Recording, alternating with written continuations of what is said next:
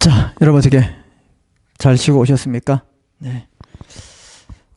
여러분 궁금한데, 자, 우리 좀 쉬었다 하겠습니다 하실 때 여러분 뭐 하고 계세요? 또 속으로 별거 다 궁금해 하시네. 뭐 이렇게 생각할 수 있겠지. 그죠? 예.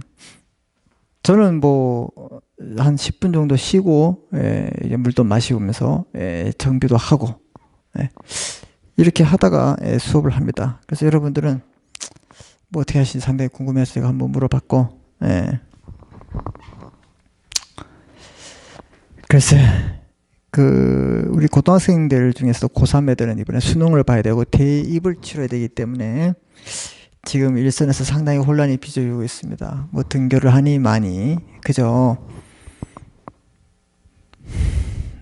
만약에 고등학생들이 아마 등교를 하게 되면 대학생들도 등교를 해야 되지 않을까. 근데 문제는 요즘 이제 중고등학생들의 이제 반에 보면 20명, 또 30명 이렇게 될 정도밖에 되지 않더라고요. 그래서 이제 이 거리두기 간격이 상당히 이제 원활하고, 우리 대학교 같은 경우에는 이제 뭐 20명 이하, 뭐 10명까지 괜찮아요. 근데 뭐 30명, 40명, 50명, 60명 되는 수업도 있잖아요. 이건 과연 어떻게 할 수 있을 것인가? 60명을 사회적 거리두기, 뭐 생활 거리두기로 뭐 1m, 2m 떨어져 앉다. 그러면 이건 뭐 강의실이 엄청 대강당 중에서 상당히 큰 대강당이어야 되겠죠. 그래서 참, 이 대학교의 인원수가 정원이 많은 그 강좌는 참 나중에 이 고등학생들이 어떻게 해요? 이 등교를 해도 좀 문제가 생기지 않을까, 강의실 때문에. 뭐 그런 문제점이 있습니다. 그래서 하루빨리 이런 것들이 좀 종식돼야 되는데, 일단은 뭐 하루빨리 종식되기를 바랄 수밖에 없죠. 자, 우리 이제 해상법으로 들어가겠습니다. 해상법. 그래서 우리 이제 해상법 서론을 공부하겠습니다. 새로운 마음으로 해상법. 해상법.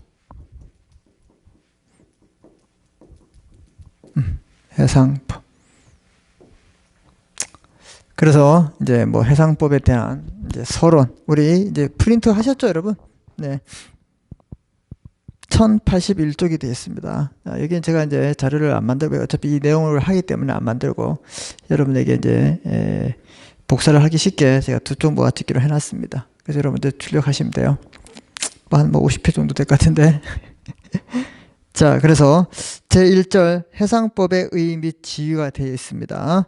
그래서 해상법이 뭐냐는 의의를 우리가 좀 알 필요가 있습니다. 그래서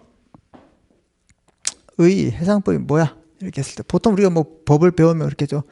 실질적 의의가 있고 뭐 형식적 의의가 있어요. 우리가 뭐 실질적 의미의 뭐 헌법이다. 그 다음에 실질적 의미의 민법이다, 형법이다.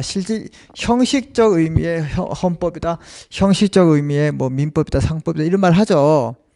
이럴 때 실질적 의의에서 실질이 뭐냐? 얘는 내용이에요, 내용. 형식은 뭐야? 틀. 다른 말로 코드, 법전. 법에 나와 있는 내용. 그러면 이거 먼저 해볼까요? 형식적 의의의 해상법은 뭐냐? 당연히 우리 상법전의 제 몇 편? 제 5편에 나와 있는 해상. 여기가 바로 형식적 의의의 해상법이 되겠죠. 그럼 실질적 의의의 해상법은 뭐냐면, 형식적 의의에 있는 그 해상에 관한 내용을, 즉 형식적 의의의 해상뿐만 아니라 여기에 들어있는 내용을 담고 있는 법이면 됩니다. 이 법이 해상법이 아니라 다른 용어를 쓰더라도 이 내용은 실질적 의의가 된다.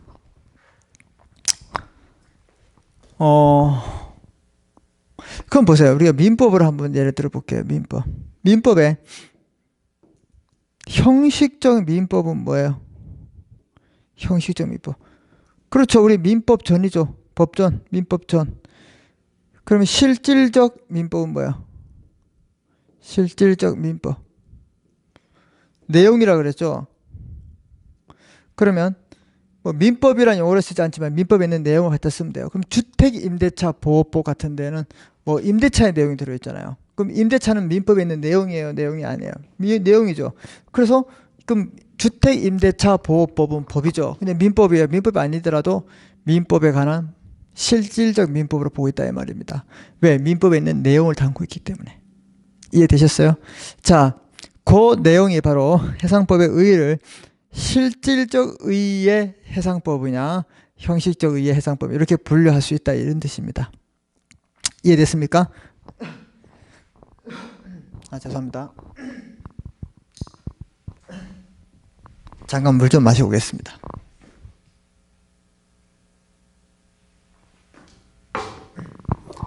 자, 그래서 실질적 의의의 해상법. 실질적이란 말은 내용을 본다. 그래서 이제 해상법이라는 말을 안 쓰더라도 어떻게 해요? 그 해상에 관한 내용이 들어있으면 그 법이 어떠한 법이라도 실질적 의의 해상법으로 보고 있다. 이렇게 여러분이 개념을 정리하면 되겠습니다. 이해되셨습니까? 네.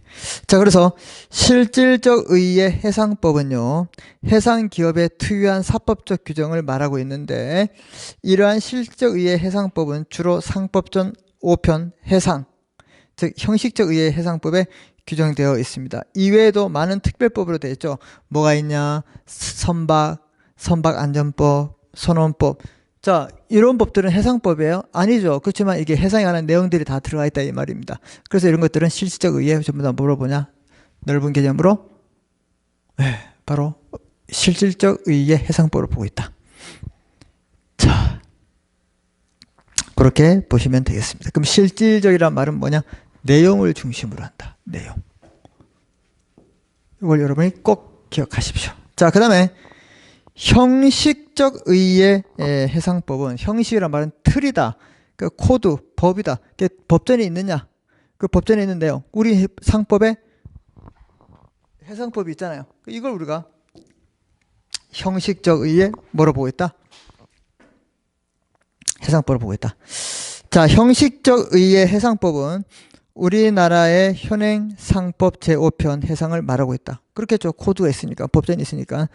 이러한 해상법은 해상 조직, 그 다음에 해상 조직, 활동, 금융, 위험 이런 게 있었잖아요. 그죠? 로 규정되어 있고 우리는 이런 것들을 공부한다. 아까 크게 말씀드렸죠? 네. 그래서 이런 것들은 다시 한번 뭐 되어 있다?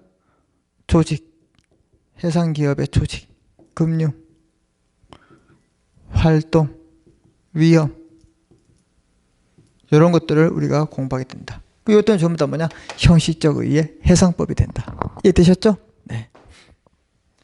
자, 해상법의 이 의의는 이제 실질적 의의와 형식적 의의로 나눠진다는 걸 여러분 좀 기억해 주시면 되겠고요. 자, 그러면 이 해상법의 지위에 대해서 우리가 공부를 해 보도록 하겠습니다. 여러분 다 프린트 하셨죠? 네. 프린트 안 하고 지금 듣고 계시는 분은 없을 거라고 봅니다. 자, 이 그 해상법의 지위는 이 상법과의 관계에 대해서 우리가 어떤 관계인가 이렇게 보고 있는 거다 이 말이죠. 그래서 이 뭐 특별법의 지위에 있다 뭐 이렇게 보고 있는 입장이 있습니다. 일단 보겠습니다. 자, 해상법과 해법이 뭐냐? 해법. 우리 때는 뭐 수학을 여러분들 모르겠습니다. 수학도 수학의 정석 있죠. 여러분 정석을 푸는지 모르겠는데 또 우리 또 이 해법 수학도 있었습니다. 해법 수학. 거기 말하는 해법이 아니겠죠, 지금 이게. 자, 그래서 이 해상법과 해법과의 관계가 있는데 그냥 읽어보겠습니다. 해법이란 해상항해에 관한 특별법으로서 해사에 관한 법규 전체를 우리가 해법이라 합니다. 그래서 이하에 보시면 뭐 해사공법, 해사사법 이렇게 보고 있는데 해사사법이 바로 뭐가 되냐? 다음 페이지 보시면 해사사법이 바로 이게 일반적으로 해상법이 그 중심을 잃고 보고 있습니다. 그래서 보통 결론만 말씀드리면 이런 해상법과 해법을 엄격히 구별하기보다는 뭐 어떤 데는 해상법, 어떤 데는 해법 이렇게 말을 쓰고 있습니다. 그래서 이게 뭐냐? 서로 혼동돼서 부르고 있다. 그래서 여러분 이렇게 참고 정도로 알아두시면 되고. 자, 그 다음에 여러분이 좀 알아셔야 될 게 뭐냐면 해상법과 이제 해상법과 상법과의 관계입니다. 그래서 이 해상법은 해상 기업에 관한 법으로서 해상 기업을 선박을 해상 기업으로 보냈죠. 이렇게 해상 기업에 관한 법으로서 형식적으로 상법의 일편이 되어 있을 뿐 아니라 실질적으로 기업법인 상법의 일부분을 이루고 있다 이 말입니다. 그렇죠. 기업에 관한 일부분. 그래서 상법은 상법 총론, 상행위가 있고 그 다음에 해사법이 있고 보험이 있고 해상법이 있죠. 그래서 이 기업으로 보기 때문에 해상법은 상법의 일부분이 당연히 되겠죠. 자, 그러나 해상법은 상법의 다른 부분에 대해서는 동그라미 칩니다. 특별법의 지위를 갖게 된다 이 말입니다. 특별한 기업이잖아요. 해상 기업이라는 게. 그래서 특별법의 지위를 갖게 된다. 그래서 여러분 이제 우리가 이제 해상법의 의의와 해상법의 뭐 지위에 대해서 뭐 상법과의 관계에 대해서 우리가 봤는데, 자, 그 다음에 우리 좀 중요시해야 될 게 해상법의 법원이 됩니다. 법원 동그라미 좀 쳐볼까요? 여러분 법원 많이 들어봤죠? 법원. 법원은 우리가 다른 말로 뭐라고 해요? 연원 이런 말 씁니다. 그 다음에 뭐예요? 판단 근거 또는 법적인 근거 이런 여러 가지 용어로 많이 쓰고 있습니다. 그래서 우리가 다른 법을 우리 배울 때에도 이 연원에 대해서 우리가 공부를 많이 하는데 법원,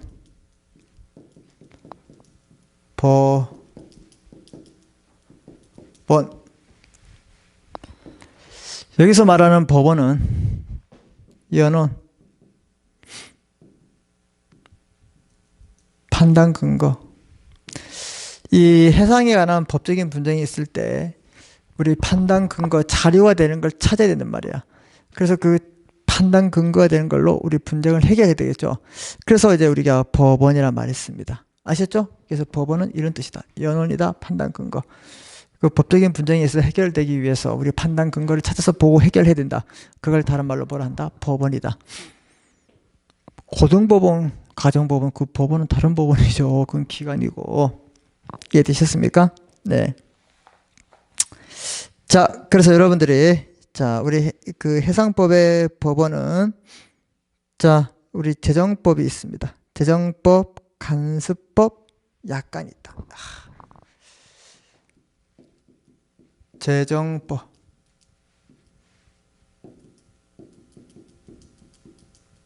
간습법, 약관. 이런 것들이 법원이 될 수 있느냐 안 되느냐 이것들을 여러분이 판단하는 게 상당히 중요합니다. 상간습법, 상법이니까 상간습법. 일반적인 법률, 그 다음에 간습법, 그 다음에 약관 이런 것들이 우리 해상법이 아니라 해상법의 법원으로서 그 역할을 할 수 있는 것인지 아닌 것인지 우리가 지금 판단해 볼 필요가 있다 이 말입니다. 무슨 말인지 아셨죠 여러분? 네. 자, 그래서 이 재정법에 먼저 우리가 상법과 특별법령이 있겠죠. 재정법이 뭐예요? 법으로 만들어진 거 있어요. 당연히 상법. 그 다음에 특별법이 있죠. 특별법령, 법과 명령, 법령 이런 것들. 상법은 여러분 상식으로 될까 안 될까요? 당연히 되겠죠. 그래서 보세요. 상법전 보십시오. 상법전 제5편 해상은 형식적 의의로서 해상법으로서 실질적 의의 해상법의 대표적인 법원이다. 이러한 상법전 제5편 해상은 4편 보험과 함께 제정돼서 1991년 12월 31일 대폭 개정되었고 2007년 8월부터 다시 대폭 개정됐다. 이 말은 뭐냐? 당연히 얘는 법원이 된다. 이걸 여러분이 기억하십시오. 알았죠? 예. 특별법령을 보시면 해상에 관한 특별법령은 대부분 행정법령에 속하는 것인데 이는 다음과 같다. 뭐 선박 등기법 아까 이런 것들은 뭐였어요? 전부 다 실질적 의의 해상법이라 했잖아요. 여기에 대한 내용들 다 해상에 관한 내용을 담고 있지만 명칭은 뭐래 해상법이 아니고 이게 선박법이잖아요. 그렇지만 그 내용들은 해상에 관한 내용을 담고 있어요, 안 담고 있어요? 담고 있기 때문에 이런 법들을 뭐라 한다? 실질적 의의 해상법이다. 그래서 선박법이나 선박 등기, 선박 안전, 선원법, 그다음에 선박직원법, 도선법은 항해하면서 도선사가 이렇게 인도하는 거예요. 어디로 가라, 어디로 가라 이렇게 하는 거. 항만법, 항공운송사법, 선박 입항 등등등. 그다음에 수상, 구조.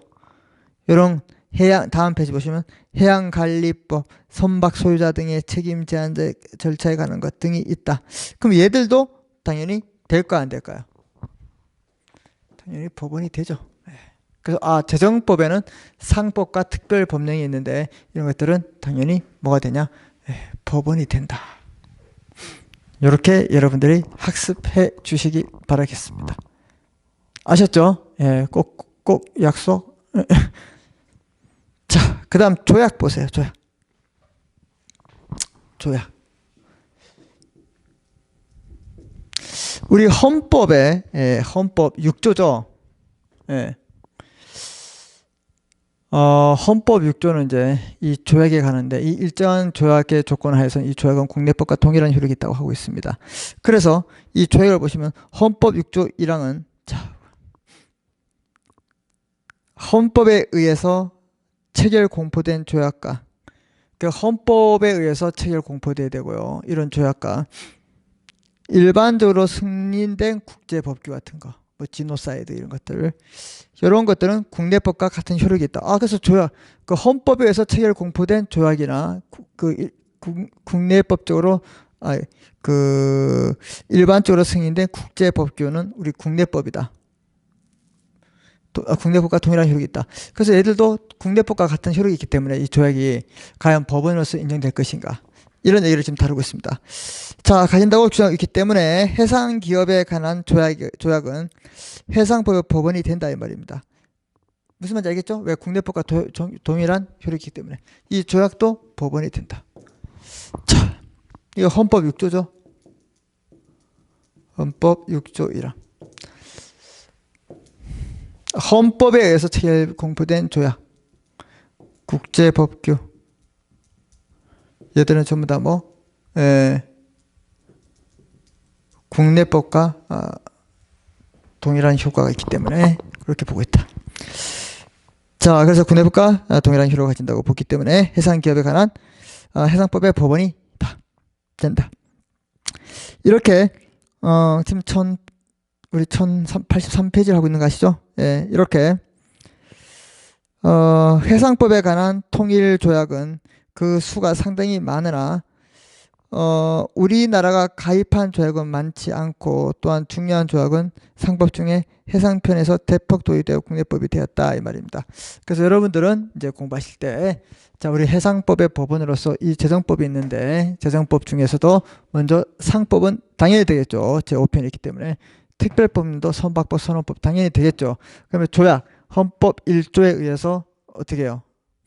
헌법에 의해서 체결 공포된 조약과 그 다음에 일반 법규로 굳어버린 국제법규는 당연히 국내법과 동일한 효력이 있기 때문에 요를 할 때는 어떻게 된다? 예, 이 재정법은 해상법의 법원으로서 충분한 법원이 될 수 있다는 걸 여러분이 반드시 기억하시기 바라겠습니다. 이런 내용들은 중요합니다, 여러분. 아셨죠, 여러분? 네. 자, 그 다음에 상간습법을 보세요.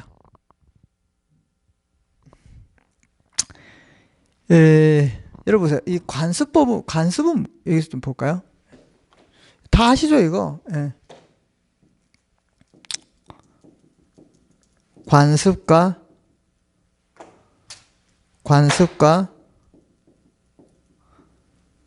관습법. 둘 다 공통점은 뭐예요? 법전이 없습니다. 불문법이에요, 불문. 관습도 당연히 관습이기 때문에 법전이 없죠. 관습법도 법전이 없어요. 예, 불문법이기 때문에. 그러면 보세요. 관습이란 말은 뭐예요? 일정한 관행이 반복됩니다. 일정한 관행이 계속되거나 반복돼요. 근데 여기에 대해서 법관에 법적 확신이 생기면 일정한 관행이 계속 반복되는 걸 관습인데 여기에 법관에 법적 확신이 생겼을 때 이 법으로 되어버리는 게 바로 관습법이에요. 그래서 여러분들 이제 가장 대표적인 게 간습 헌법을 보시면 간습 헌법은 법조문이 있어요, 없어요? 없죠. 근데 대한민국의 수도는 어디입니까? 여러분 서울이에요. 다 서울이지. 어디 뭐 인천이에요?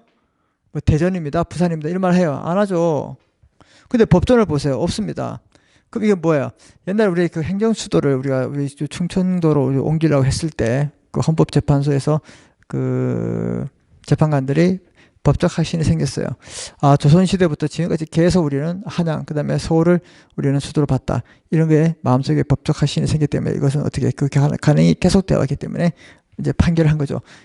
대한민국의 수도는 서울이다. 이거는 관습 헌법에 있다. 간습법에 있다. 이렇게 판시한 겁니다.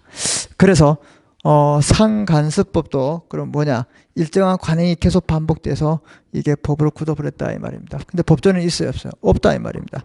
그럼 이런 상간습법이 과연 이게 법원이 될 수 있을 것인가?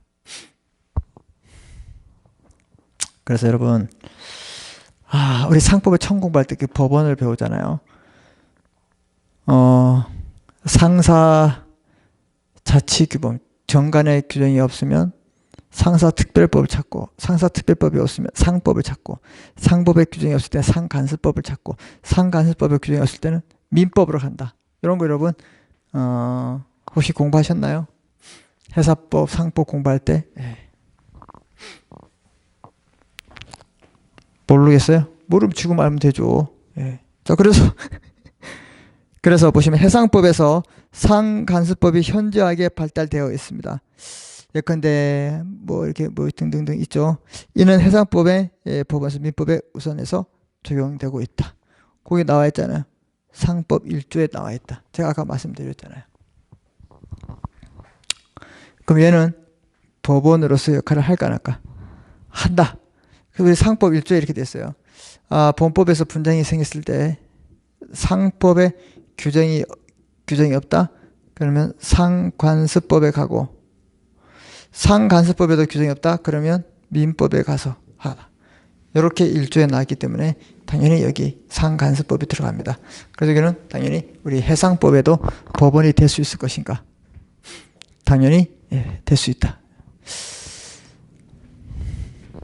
제가 사라졌죠, 여러분? 놀라지 마시고요. 이제 놀라지도 않죠. 어차피 화면 안에 들어오기 때문에.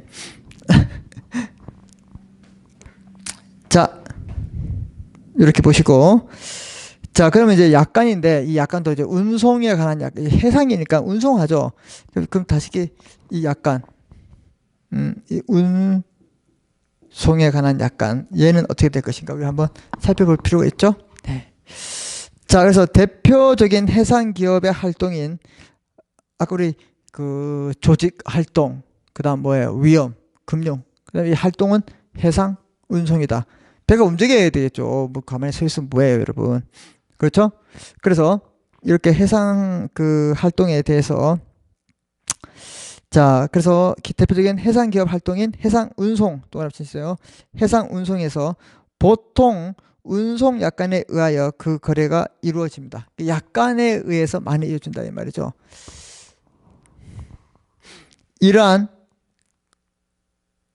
운송 약관은 보통 거래 약관의 일종이 됩니다. 그래서 이런 운송 약관이 해상법의 법원인지 여부는 보통 거래 약관이 상법의 법원인지 여부가 문제됩니다. 그래서 약관에 대해서 법원성을 인정할 것인가 여부는 크게 긍정설, 부정설이 있는데, 밑줄 쳐봐요. 약관 그 자체는 법규본이 될 수 없고 개별 내용에 됨에 불과하기 때문에 약관의 법원성을 부정한다. 요거. 해상법의 서론에서 가장 중요한 내용은 바로 다른 게 아니라 뭐 해상법의 법원이 된다. 연원 판단 근거 재정법이 있고 상간수법이 있고 약관, 운송약관이 있다. 재정법에는 상법, 특별법, 조약이 있다. 특별법, 특별법령, 뭐 선박, 선원법 된다. 상법, 해상법 있기 때문에 된다. 조약은 헌법에 의해서 헌법 6조 1항에서 이 헌법에 의해서 체계를 공포된 조약과 일반적으로 승인된 국제법규는 당연히 국내법과 동일한 효력이 있기 때문에 된다. 상간수법은 우리 1조에서 상법에 관한 규정이 없으면 상간수법에 의하고 상간수법이 없으면 민법에 따라간다. 당연히 법원이 되기 때문에 이 상간수법도 상거래에서 빈번하게 이루어지는 간섭이 많기 때문에 당연히 되고, 이 운송약관은 개별법으로 보기 때문에 개별법 규정으로 보기 때문에 우리는 법원성은 부정한다. 이렇게 부른 것이 일반적인 견해입니다. 알겠습니까? 그래서 여러분 이렇게 정리를 하는 게 좋다. 이해되셨습니까? 자, 그래서 지금까지 이 해상에 대해서 이 서론적인 이야기를 공부했습니다. 의, 그 다음에 지위, 그 다음에 이 법원. 이 중에서 가장 중요한 게 바로 뭐냐? 뭐라고요? 뭐예요? 법원이라고 얘기했잖아.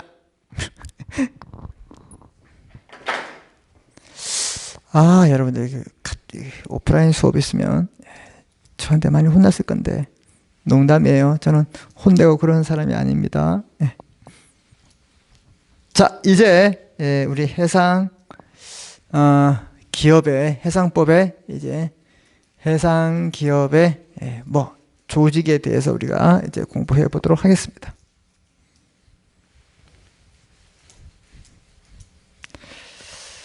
해상 기업의 조직에 대해서.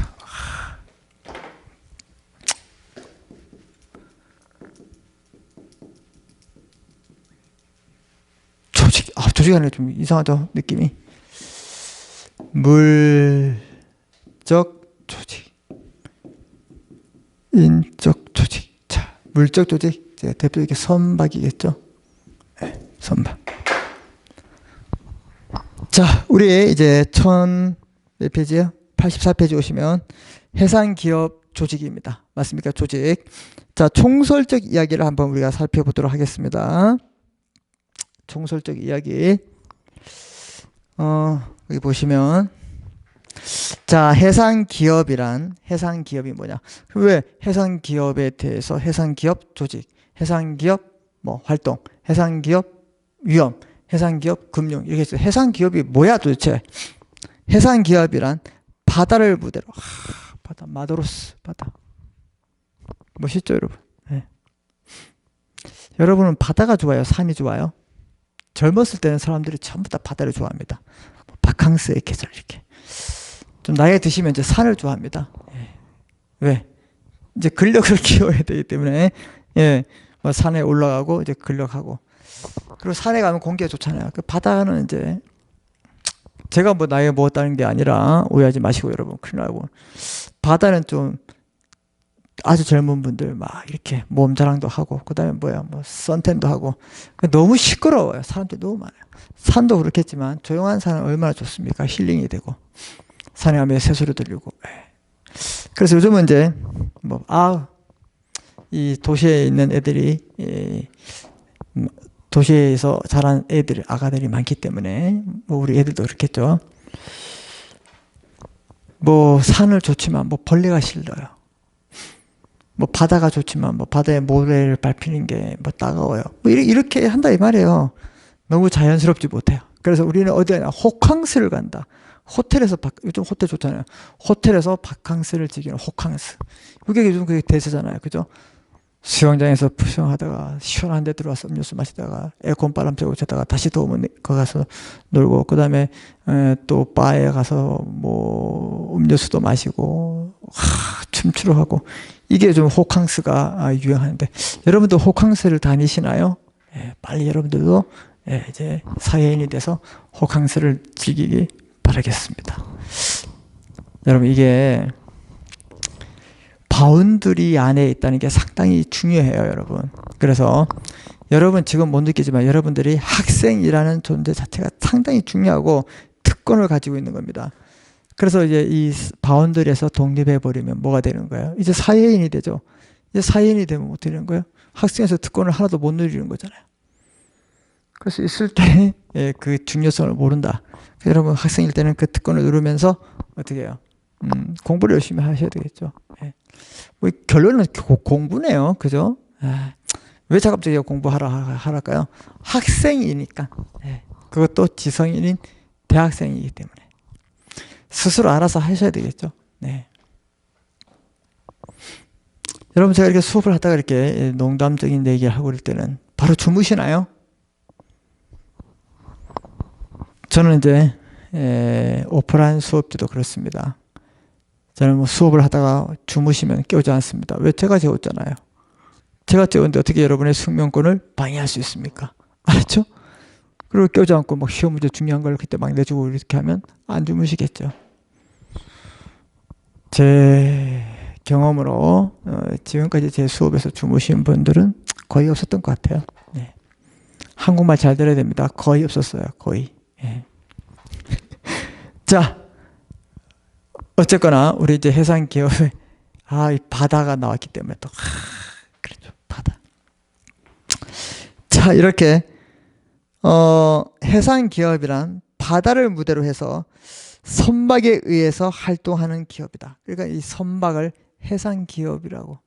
해상 기업은 무조건 그럼 뭐 한강에서 이런 거 아니죠. 소양강에서 이런 게 아니고 바다를, 남자는 대포가 있게 바다를 바다를 향해서 바다를 무대로 선박에 의해서 활동하는 기업을 우리는 해상 기업이라 한다. 뭐 어렵지 않죠, 이거. 자, 이런 해상 기업이 중심이 되는 것을 해상 운송 기업이다. 그렇죠? 해상 운송 기업이다. 이러한 의미에서 해상 기업의 조직은 물적 조직, 미치입니다. 물적 조직이 뭐야? 선박. 자, 그 다음에 인적 조직, 해상 기업의 주체 및 해상 기업의 보조자로 구성되어 있다. 그래서 여러분 이게 중요한 게 뭐냐면 인적 조직은 해상 기업의 주체와 해상 기업의 보조자가 있다. 보조자. 이걸 우리가 있잖아요. 이렇게 잠깐 보시면 상법에서 우리 상법 총론에서 상법 총론의 총칙에 가면 뭐가 있냐? 기업의 주체가 있습니다. 기업의 주체. 이 기업의 주체가 누구냐? 바로 상인이에요, 상인. 그 모든 걸 다 상인이 할 수 없기 때문에 이 기업 경영의 보조자가 나옵니다. 이 보조자가 누구냐? 상업사용인이에요. 들어보셨죠? 이게 상업사용인. 이분들이 누구냐? 보통 이제 우리가 지배인이라고 합니다. 그래서 보통 지배인이 지배권이 있으면 이 지배인이 누가 되느냐? 지배인이 누가 되느냐? 바로 우리가 지점장, 뭐 이렇게 본부장 이런 사람을 말하고 있습니다. 그래서 모든 걸 상인이 못하기 때문에 상인을 도와주는 사람이 있다. 상업사용인이다. 여기에도 해상기업의 주체가 있고 보조자가 있다 이 말입니다. 그래서 뭐 가장 뭐 보조자, 해상기업의 보조자의 가장 대표적인 사람이 누구냐면 뭐 선장 같은 분들. 아시겠죠? 이 사람들도 지배인하고 같이 보시면 된다. 그래서 이 총론에 있는 내용들을 좀 이제 말씀드렸다. 자, 그래서 해상기업의 주체와 보조자로 구성되어 있다. 그 이하에서는 이 해상기업 조직의 법적 규제에 대해서 물적 조직과 인적 조직 순으로 설명하고, 그 다음에 이 해상기업에 있는 별표치입니다. 특유한 해상기업 주체인 그 특유한 그 해상기업 주체에 대해서 책임을 어떻게 제한하는 내용이 있습니다. 이런 내용들은 우리 제가 개간표도 이제 나와 있습니다. 거기 보시면 됩니다. 그래서 우리 앞으로 이제 물적 조직, 선박, 그 다음에 인적 조직, 그죠? 인적 조직, 그 다음에 주체와 보조자, 그 다음에 해상 주체의 책임을 제한한다.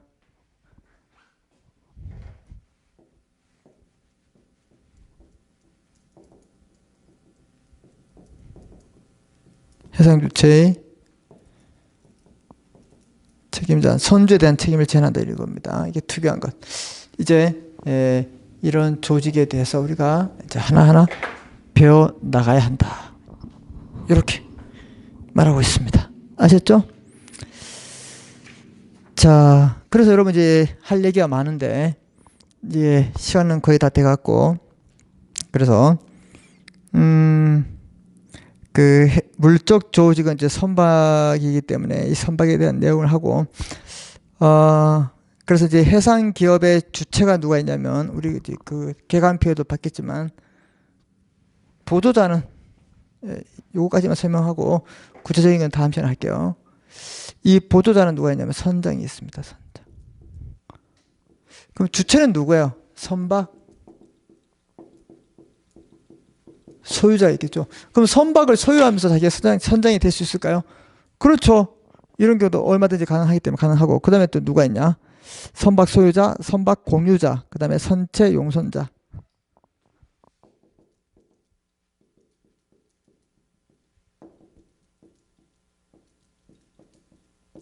용선자 빌려 쓰는 사람들이죠. 이런 사람들은 전부 다 주체. 그리고 보조자는 선장. 이런 사람들이 있다. 알겠습니까? 네. 자, 그래서 주체에서는 우리 물적 조직은 선박은 뭐 이렇게 선박이기 때문에 딱 하고, 인적 조직에서는 주체, 보조자, 주체는 소유자, 공유자, 그 다음에 선체 용선자, 그 다음에 전기 용선자. 플러스 선체 용선, 전기 용선, 그다음에 우리 뭐 항해 용선 뭐 이런 게 있죠. 이런 것들은 우리가 도표를 이번에 말씀드린 것처럼 도표를 참조하시면 되고, 여기 그다음에 해상 기업 보조자는 선장. 그다음에 특별한 게 해상 주체의 책임을 제한한다. 해상 주체의 책임을 제한한다. 이걸 다른 말로 선주 책임 제한의 원칙. 이런 것들을 우리가 이제 다음 시간부터 이제 공부를 해보도록 하겠습니다. 그래서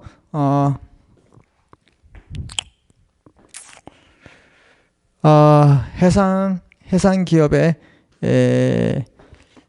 그 조직은 물적, 인적, 그다음에 이게 왜 여기에 나와 있죠? 이렇게 옮기겠습니다.